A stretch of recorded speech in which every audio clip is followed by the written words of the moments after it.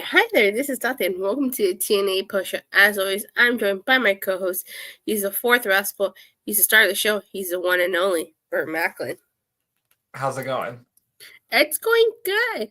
So quite a few news broke this week, which we have to discuss before we get into tonight's show. I think the biggest one we need to talk about is Gail Kim.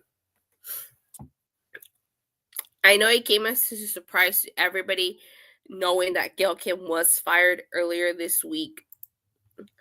Hey, Ayo, what's up? What's up, Ayo? But let's talk about this. So, Fightful Select has an update. It said that in a shocking move, TNA fired Gail Kim. Over a dozen TNA talents reached out to Fightful regarding the news of Gail Kim's firing, which was met with shock, disbelief, and anger. At least one person said they weren't actually surprised because Gail Kim had been very outspoken creatively and would sometimes butt heads with people in control. Another person indicated that, but said that that's what you want out of a person in her position, someone who will advocate for a better show. We're told that Kim was very direct about her complaints when she felt things could have been handled better or more professionally. Gail Kim was not involved in creative and had been pushing heavily for the Knockouts division to do more after the departure of Scott D'Amore. And all the reaction to Gail Kim's firing ended up being more unanimously negative than Scott D'Amore's decision last year. Even as negative as talent were publicly, it was even worse privately. So sources in AEW and WWE both said that they expect Gail Kim to get interest across the wrestling world, and a few said that they were going to immediately push for such. We're told that Gail Kim does plan to continue in wrestling. So one longtime name in TNA said that they believe Anthem is going for a major regime shift with the departures of Scott D'Amore, Gail Kim, Josh Matthews. Names have been around for ages. They pointed to the revolving door of TNA presidents and the differing visions between them. Those that we spoke to claimed the decision was TNA president Carlos Silva, and he told Gail Kim she was fired, but didn't provide a reason besides changes. There was immediate heat in his direction for decisions. Even outside of TNA, the firing of Gail Kim was met with a lot of shock and disbelief. Personalities from the industry trying to learn why it happened. A number of them told us to reach out to her directly and that Kim seemed determined. Tommy Dreamer was moved to a talent relations role to help fill the void Gail Kim left behind. And then Hunter Johnson, aka Delirious, will head creative. Tommy's Dreamer will stay on creative at the end as well. So there you have it. What were you thinking about that? When I saw this news, I was fucking pissed. And, obviously,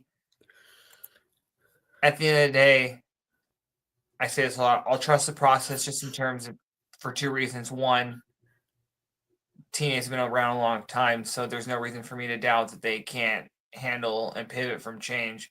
And two, just as this has kind of been par for the course recently, a lot of regime changes. But with that being said, the thing that really, really pisses me off is that, especially since Tommy Dreamer being there still and not Gail, and then just going back to how unanimously this being the people thinking this was more negative towards this and Scott being a departure, and I totally agree. Because, yeah, Gail Kim, out of those three people I just named, is way more important to TNA's history. You know what I mean? And again, personally, I'm very pissed just because Gail Kim is my favorite women's wrestler of all time. She's my favorite TNA women's wrestler for sure. But yeah, the idea of getting rid of Gail Kim wouldn't think sits well with any fan who was pissed off about this. Yeah, I don't get this. And for the things that you were saying, that yeah, you want someone to butt heads, especially when she's fighting for things that she believes in. And we're talking about the Knockouts division. So to me, I just don't get this. And especially, like I said, nothing against Tommy Dreamer. I don't see how he's there and she's not. Ios says confusion decision indeed, but I think we'll be fine as before. Also, to state the record, this has nothing to do with WWE. Yeah, definitely. Joseph says Gail's firing made me go, what the fuck? I am waiting for the waves to crash from this one. I wonder how many women will leave TNA once their contracts add up. All right. So I know Gail Kim is revealed and she's considered one of the greatest, if not the greatest, knockout in TNA history. But we cannot lie that the knockouts division has been in complete and utter disarray for the last, I would say, year or so. You know, like we've talked about this. They've lost a lot of women's tag teams. They're there's really the I hate to say this, I really, really do. You know, when I first started watching TNA, the Knockouts division, hands down, best women's division in North America. Now I feel like they're second best to NXT. You know, they lost a lot of talent, and it's like it's just been complete and utter chaos here. And I feel like maybe that's part of the reason why she got fired because of the state of the Knockouts division. I mean, it says she wasn't in charge of creative, so like, you know, was she? I'm just curious, like, why is there weren't such a focus on hiring knockouts? Was that a TNA thing? Was it her thing? Like, what's going on here? Because it's not secret that knockouts division is in complete and utter disarray right now, especially the knockouts tag team division. A couple things. One, I don't think she decides who they sign. You know, I mean, she's not the one signing people. And two, I think a problem is, and I think I've heard somebody allude to this before. You know, if you go back to when Scott was running things, and this is not just the women's division, there were a lot of people brought in, I think, just for the pop of them being former WWE big names. And if you notice that a lot of those names that left are the fall into the category I just named, and they happen to be a good amount of them. The ones that left were like women, like the Inspiration, who I liked, did nothing, and so pushing them at the and Tennille. So what I'm saying is, a lot of these names that they pushed that were only there for a little bit of time, I think a lot of those, they took up a lot of time, and it was detriment to the people who are still there and who were there. So I think I would argue that it got a lot better when Gail, I think, and I don't know this, but when Scott left, I think with what Gail had to work with, the right people were getting pushed again. You know what I mean? And a lot of people have been developed in that division since Scott left. So then I go back to, I just think at this point she wasn't given enough talent. And we're going to talk about this in a second. It's not like people are not signing with TNA. They happen to make a signing. We'll talk about that in a second. But because of the pedigree of the Knockouts division, they're always going to get talent. I don't think it's a, and I'm going to talk about this later because I have a point to make, but it's never going to be derived of talent. You know what I mean? So I think that, so like I was saying, I think it's been very good lately in terms of booking, and people are coming back from injury. Savannah Evans is getting pushed. So I think it was just a lack of talent. They signed Scott. There was a lot of the wrong signings under Scott, and unfortunately, a few of them were in the Knockouts division. Josie says, "A member, IWC has fans seeking anthems referring to TNA to 30, but I'll tell the video everyone's good. What good is TNA to 30?" I agree. And like, as soon as this news hits, like, everybody's like, "Oh, they're selling. They're gonna sell." It says her last signing came out today. She's responsible for bringing in Maggie Lee as a knockout full time with TNA. We'll talk about that in a bit. She's talent relations. She was a part in helping Maggie Lee. Yeah, we'll talk about that. Hopefully, the changes excel. Real quick, just real quick, just because someone had mentioned this, and then the WWE thing again. There is no way, and I wasn't watching WWE at the time, but I read all about it and heard it. There is no way Gail Kim goes back to WWE. There is no way in hell. You know what I mean? There's just no way. I refuse to believe. If anything, I think she's AEW bound, and she'll just have a bigger role than she had in TNA, and I'm assuming that's what she wants. You know what I mean? So I do not think she goes back to WWE. If there's anything the last 5 years have taught us in wrestling, is never say never. Yeah, but I'm just saying, if this was 5 years ago, I would say that. But now that there's 2 and 3, there's multiple players in terms of who can offer big money. You know what I mean? I just wouldn't. I don't think unless she. This isn't a CM Punk where he had, kind of burned bridges almost. You know what I mean? So like it had to go back to WWE. So I don't think that's why I'm just saying I don't think that she goes back there. At least I hope not. But I'm sorry. Sorry to interrupt. Again, never say never. Yeah, you're right. 5 years, CM Punk swore he would never go back. Yes, I know. So, Joseph says, that's what I'm thinking now. Gale was being punished for the damage Scott did to the division. Joseph says, especially with Paul Levesque writing things and the rumors of Evolution 2 being July 5th, I can see WWE bringing in Gail at least to help produce the event full time. Who knows? Gail is badass. She speaks her word. I doubt JD's going to agree to her terms, but we'll see. Vince ain't there. That's true. So I could see her filling the role because if I remember right, I believe that Maria Kanellis had left AEW, and I believe she had a major presence backstage in an ROH. So I could see Gail filling that role and going to AEW. If Tony Khan lets her, because Tony Khan doesn't really have people booking the show besides himself. Well, no, I thought that, but that's what I'm saying. I thought Maria was very big behind the scenes of in ROH with the women's division, and then again in AEW as well. No, and Madison Rayne is there. You know what I mean? So, but I know what you're saying.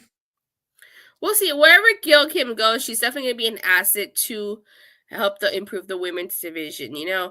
I'm gonna look at this from a positive point of view and just hope for the best. The knockouts division can only improve and go up from here. I cannot possibly get worse. Yes. Speaking of Gail Kim and Maggie Lee, it says TNA revealed today that they confirmed that it has signed Maggie Lee. As first reported by Battleground Podcast, the official iHeartRadio podcast, a former 4-year college volleyball player, Maggie Lee, is now looking to spike the competition in TNA's Knockouts division.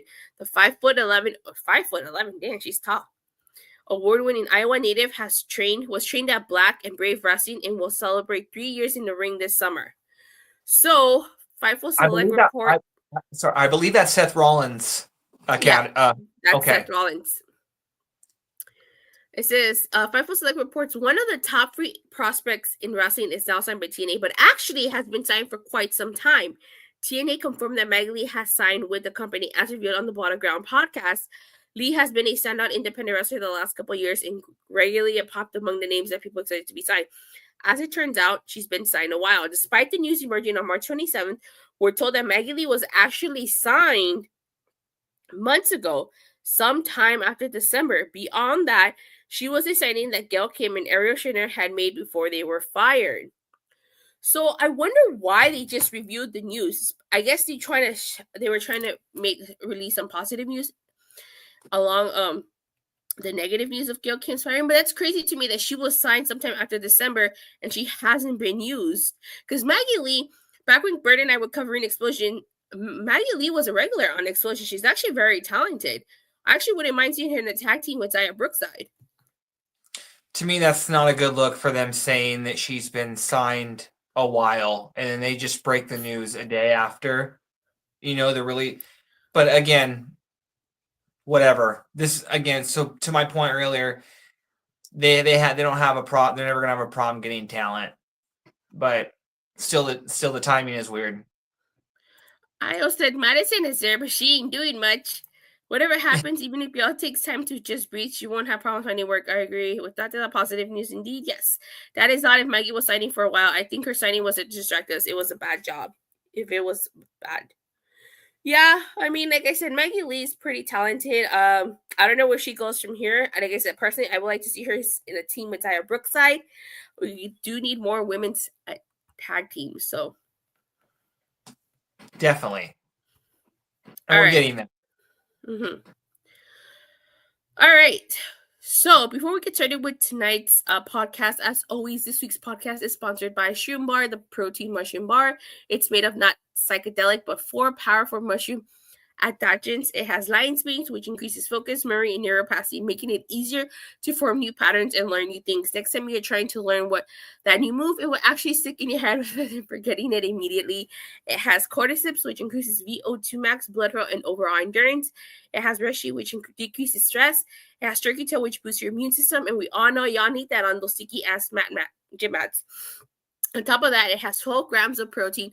Go to eatshroombar.com and use code BODYSLAM at checkout for 25% off your first order. Definitely. Mm-hmm. All right. Okay, so tonight's Impact kicked off with the Elegance brand versus Gigi, Dolan, and Tatum Paxley. So Ariana agrees with some commentary for this, and of course, Gigi Dolan is her best friend. We know that. She has a lot of best friends, but so it should be no secret that Gigi is also her best friend. Yes. So Jakara Jackson, Flash Legend, were watching backstage, and so was Spitfire. Remember, they were banned from ringside. I thought this was a pretty decent match. Ash and Heather by Elegance ended up victorious. At the end, Gigi Dolan and Tatum Paxley shoved Ash's face in the cake. And backstage, Ash says she's going on vacation because her celebration was rude, leaving Heather and her personal concierge in charge of the Elegance brand. So I'm very curious to see where this is going. They're the Knockouts Tag Team Champions. If they weren't Tag Team Champions, I wouldn't mind Ash going on a vacation, but they're Knockouts Tag Team. So are we not going to have the Knockouts Tag titles defended at Rebellion? Well, actually, I think they'll be back. She'll be back by then. I actually don't mind, and I don't mind that she's going on vacation because I like the fact that they won this match instead of having the Knockouts Tag Team Champions lose a match, especially their first defense, even though it wasn't a defense. I don't want them looking weak. They won the match. So I'm fine with this, just because it could lead to some interesting segments. But going back to the end, they obviously don't listen to you, because if they did, they would know that like celebrations, weddings, etc. don't end well. You know what I mean? And so I'm not trying to say that I feel it's their fault, but I'm saying they should have seen this coming. I'm sorry, I couldn't help but to laugh, but yeah, they should have seen it coming. Let me see here. Joseph says, I've seen... Huh? Sorry. No, I was going to say the segment with Ash at the end yelling at Iceman was very funny, too. Like, the whole it was very funny. Yeah. I've seen her 2 matches on Expression on YouTube. She's talented wrestler, great addition to the Knockouts division. Of course, he's talking about Maggie Lee. Although every talent she brings over her for the right night is her best friend. I saw Rihanna did a selfie with her NXT friends. This is odd going on vacation, considering we have Unbreakable and Rebellion coming up. I wonder if Ash is going on vacation in code for her going to NXT to try to take one or both of Stephanie Marquette's house. Ooh, good call. I don't think so, though. I don't know. Who do you say? If who? Who are you talking about? Oh, Ash going to NXT? Yeah. That what you said? Okay. Yeah. What a prima donna Ash is. Yeah, she's definitely a prima donna. You know what? I guess you're right. I do have to agree. I feel like her going on vacation kind of just, we don't need to see Spitfire versus the Elegance brand again anytime soon. So I feel like that helps with that. In the meantime, Heather can hold down the Elegance brand. So, all right, next we get a Leon Slater interview. And he's talking about his match against Nick Nemeth. He basically says that he's going to show Nick Nemeth tonight what the Hardys taught him, and he will answer to the new Lord of Extreme. So this is going to main event, and this was Leon Slater's first main event, which we'll talk more about it when we get there. But overall, I feel like this is a good, good center debut by Leon Slater. He's a very underrated promo. Yeah. Okay, we get a 6-man tag match. First Class and Frankie Kazarian versus Aztec Warriors and Chavo Guerrero Jr. Person who considered does most of the talking anyways. That's true. So apparently this was Chavo Guerrero's first match in TNA in over 12 years. And they keep referencing to Bound for Glory 2012, which I did not watch. I was not watching TNA at that time. But I would say Chavo Guerrero can still go. Like, I he almost can want to still say, go. yeah, I almost want to say that he was in a tag match that show with Hernandez, maybe against Bad Influence. Maybe, I'm not. I can help me out. I was watching TNA then, but I don't remember the match he was in. Wait, Hernandez as in Hernandaddy? What Johnny Singer used to call him? Hernandaddy? Yeah, That's the same guy? Him and Chavo held the tag team champions. Yes, tag those at What? either 2012 or 2013. Chavo looked good. He did. He shined. This was a very fun match. It Trios matches was. are always fun, especially when there's like lucha guys in there. This was fun. It was. Chavo Guerrero got the win for his team after he hit the gory bomb to Casey Navarro and then a frog splash. So Chavo Guerrero and the Aztec Warriors were victorious here. Chavo can definitely go. Makes me forget his promo last week, especially the part where he was going after Angie because Dominic thinks he's a Guerrero. Ios is a three-way tag match with Chavo, Hernandez, Kaz, Daniel, Styles, and Angle. Okay, yeah. Bad Influence was Kaz and Daniels. That's why. Okay. But right, I agree. This was such a fun match. So next we get a Rosemary Vignette, and I thought this Vignette was interesting because she's talking about Xia Brookside. She mentioned things like, dragging an angel to an abyss. War isn't won by fighting the enemy, but bending them at their will. She mentions what Xia Brookside can accomplish if she just lets go, and she tells Xia Brookside to embrace the shadows. So, are we going to see Xia Brookside come to the dark side? Honestly, even though I'm a little, I don't know if I'm down with that. It's because it's kind of too similar to like the angle I mentioned with Julia Hart and Sky Blue. I guess I'm a little interested just because I'm not gonna hate another Knockouts team being formed, especially a homegrown one. Yeah, maybe. I feel like maybe they think Maggie Lee and Xia Brookside are too similar, so they gotta turn one of them heel. That's a good point. I never really thought of that. You know what I mean? I wouldn't necessarily say that. There's, because Maggie's much taller. You know. Yeah. I just think maybe they're thinking that Xia doesn't really have anything to do right now, and so putting her tag team with Rosemary kind of keeps both of them fresh. Because and Rosemary at the same time is not really doing anything either. So. We just wait and see where that goes. Yeah. So next we get a war of words between Sami Callihan and Mance Warner. So interesting thing to note here is that Santana Marella was going to make an announcement regarding the digital media title. However, we didn't get it. We're getting it next week. So Stephanie does STL, Steph DeLander does say that she is the digital media champion, and Mance Warner says, possession is 9/10 of the law. So it seems like they both own the title, but I'm very curious to see what the announcement's going to be next week in regards to the digital media title. Yeah, the timing of when he said that, even though we didn't get it, leads me to believe it will be something involving these two. So. Same. Maybe it involves SDL too. We get Masha Slamovich versus Jacy Jayne. Like, this was a good match. Jacy Jayne, like, wow. I've seen Jacy Jayne wrestle a couple times on NXT. She's really good. This is a fucking banger. And let me just say, and this is I was kind of alluded to the point I was going to make, and this was the match I was going to do it. This is no, like, disrespect to AEW, I mean, not AEW, but NXT, just because that's where Jacy wrestles. But along with, like, Cora, I thought this was Jacy Jayne's best match I've ever seen. I've seen if in a while, if not ever.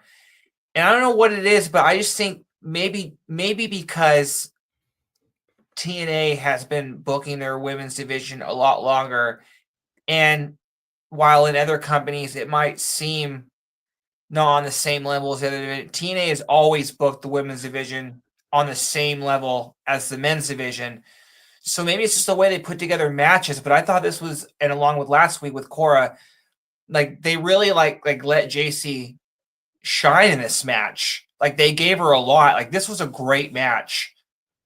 Like, a really, really good match. So, yeah, I loved it.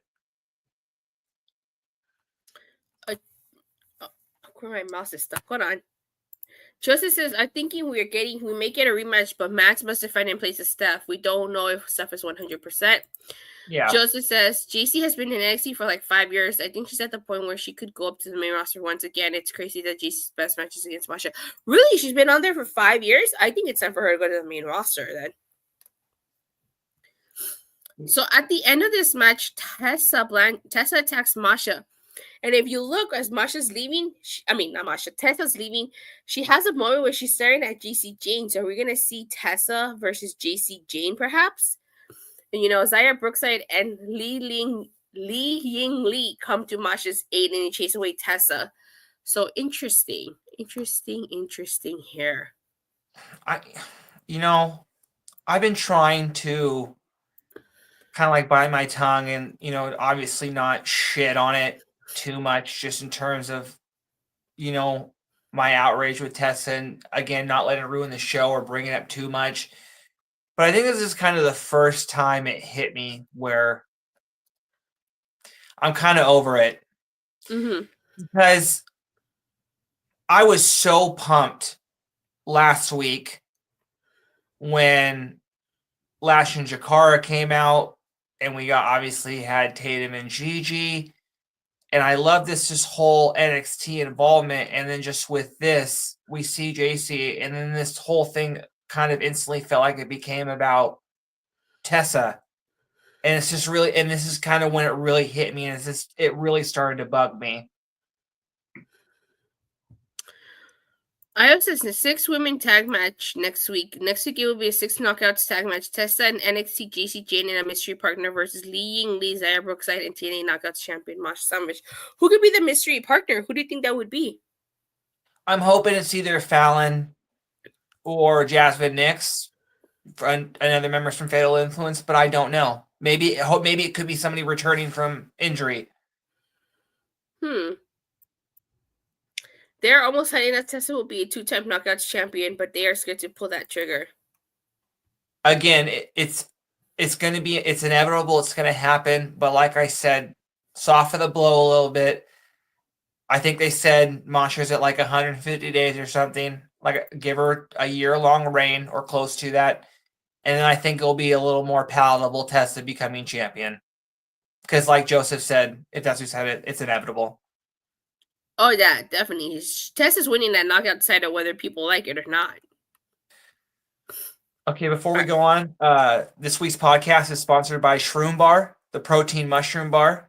It's made up of not psychedelics, but 4 powerful mushroom adaptogens. It has lion's mane, which increases focus, memory, and neuroplasticity, making it easier to form new patterns and learn new things.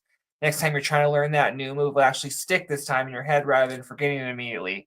It has quadriceps, which increase VO2 max blood flow and overall endurance. It has reishi, which decreases stress. It has turkey tail, which boosts your immune system, and we all know you need that when you're on those nasty-ass gym mats. On top of all that, it has 12 grams of protein.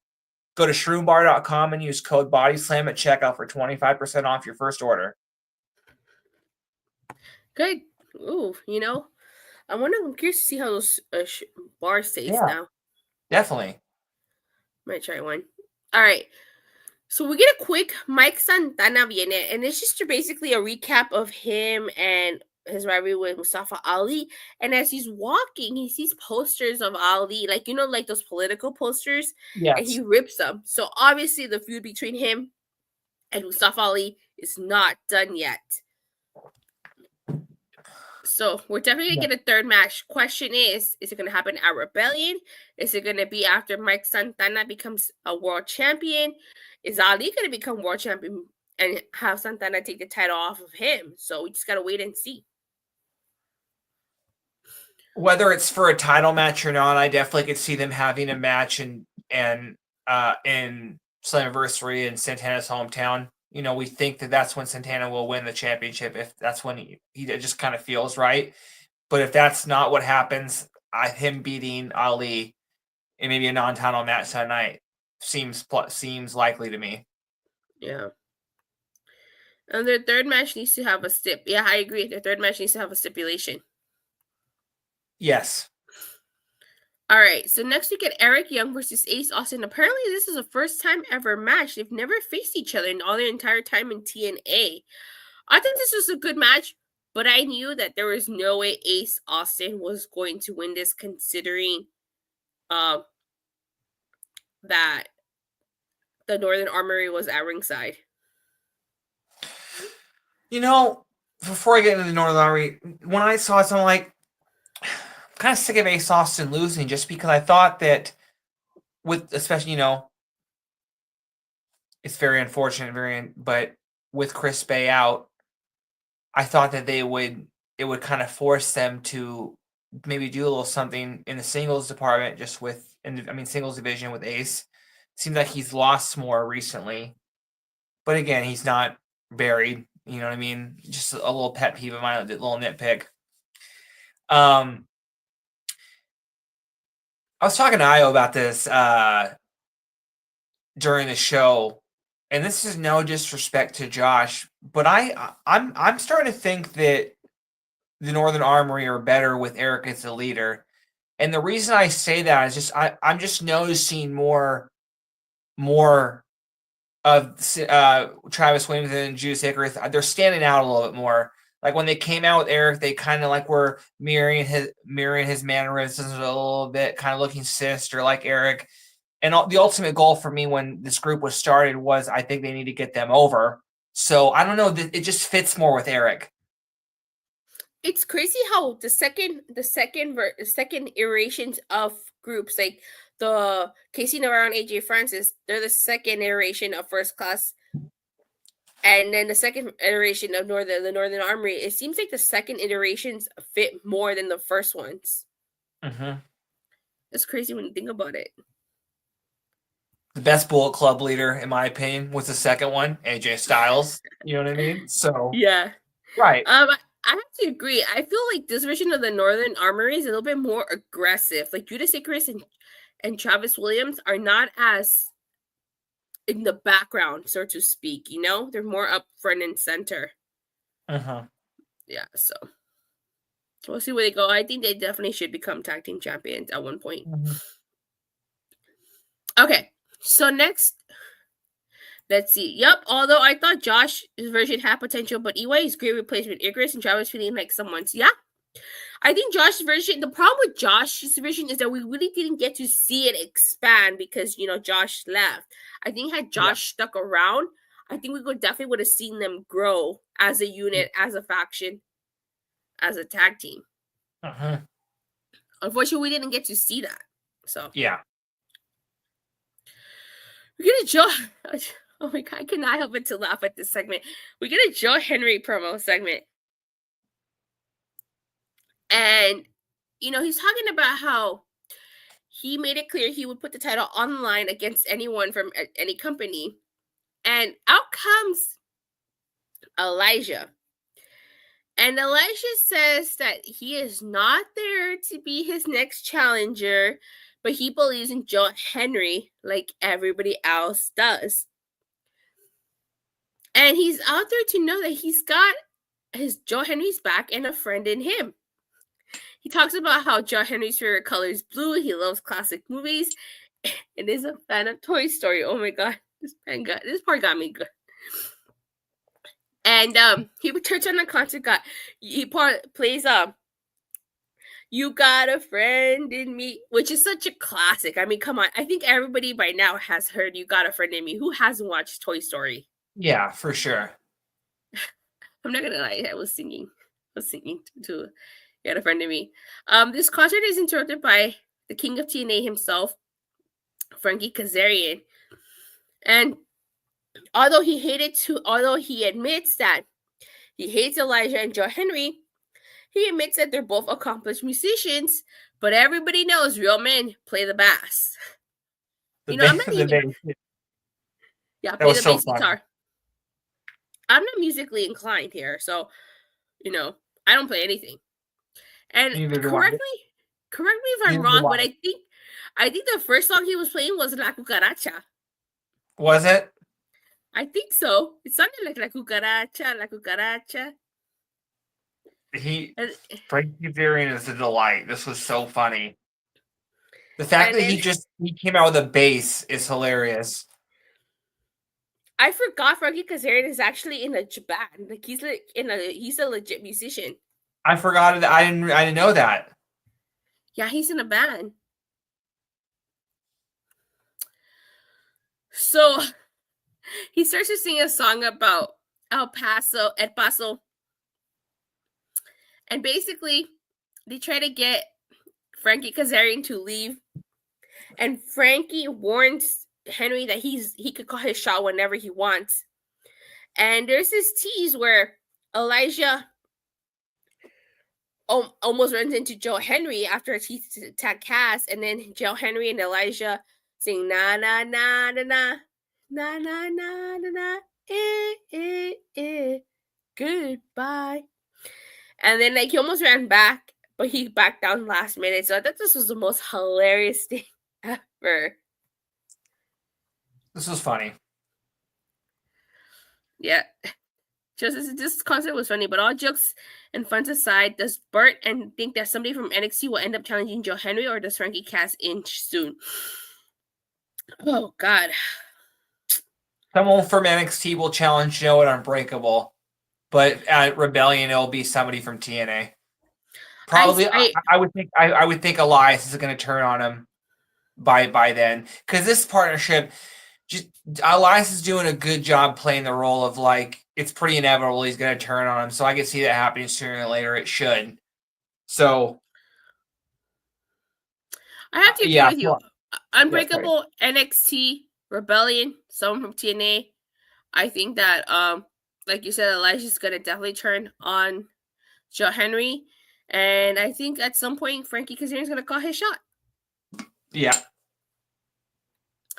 All right. The main event ends up being Leon Slater versus Nick Nemeth. This is Leon Slater's first Impact main event and a first-time ever match. This was great.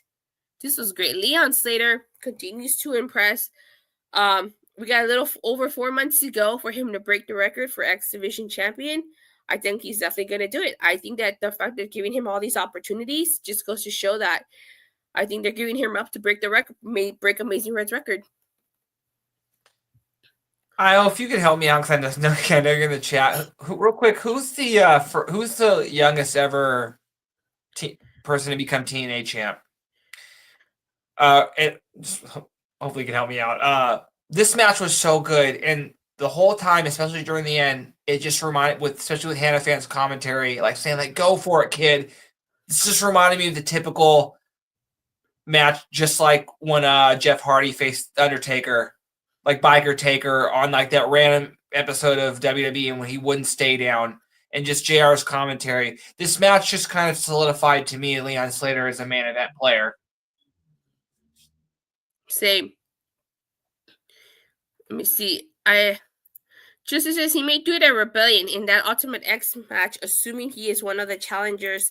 I think Nick Aldis, either him or Samoa Joe. Really? Okay. You know what? The Ultimate X match is a perfect way to get the belt off somebody with, you know what I mean? Like Moose obviously have to lose. You know what I mean? So this would be a good spot. Yeah. If Moose is losing, it would be good to do it at an Ultimate X match. Amazing Red or Jay Lethal or Xavier Woods, I think. Really? For world champion? Yeah, I was wondering who's the youngest person to become TNA world champion. Oh, okay. I know Amazing Red is the youngest X Division champion. Yeah. But Nick Aldis I think Nick Aldis could be right, because he became champion like 2013. And so that was 12 years ago. I think that he'd have been like 28. That sounds about right. And Samoa Joe also as well.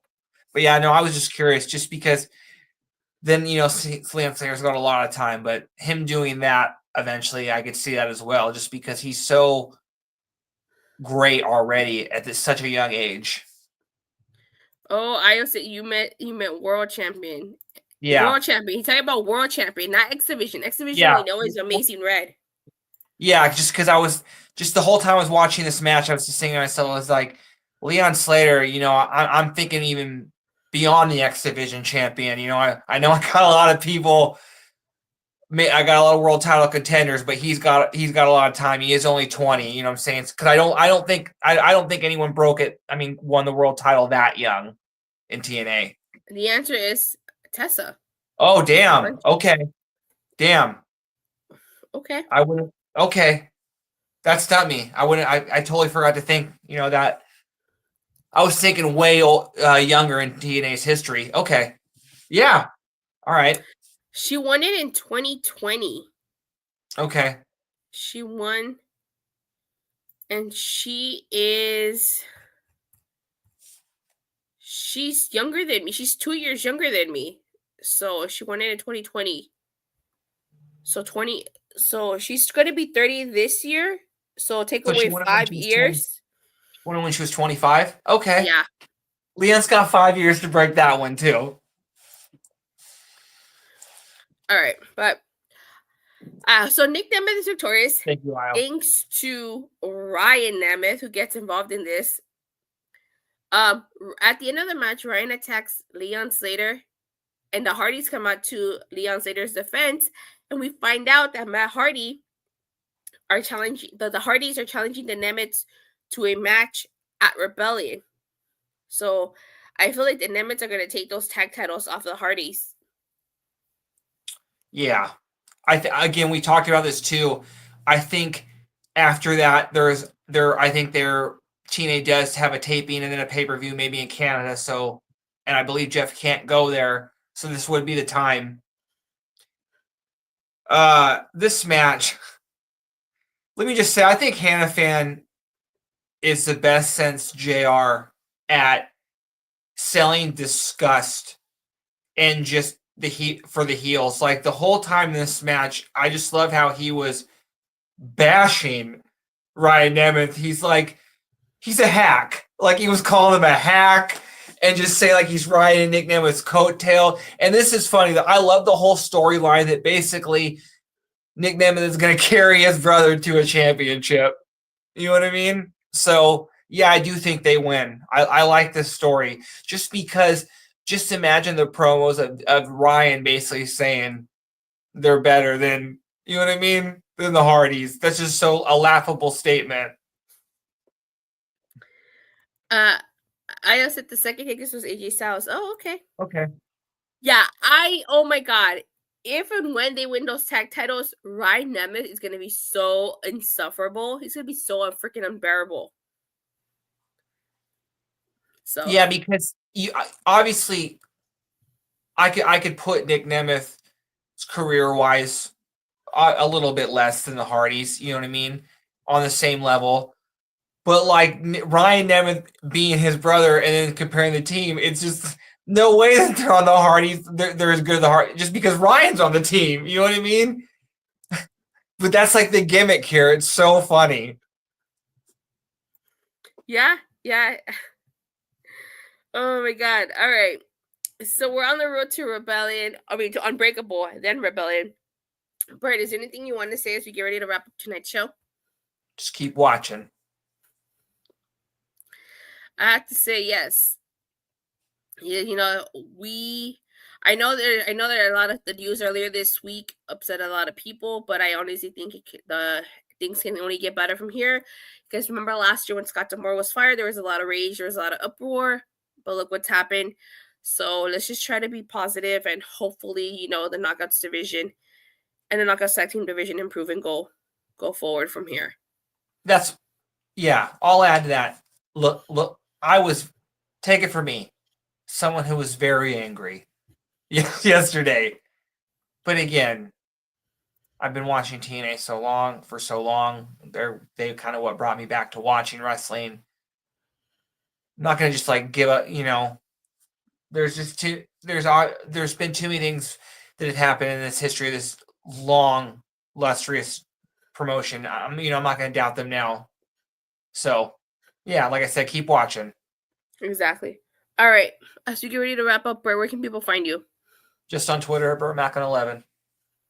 Joseph says he's going to try to be positive, like, mwah. But losing Gail Kim sucks. She made the division the best in time where WWE was all about bra and practice matches. It does suck. I agree.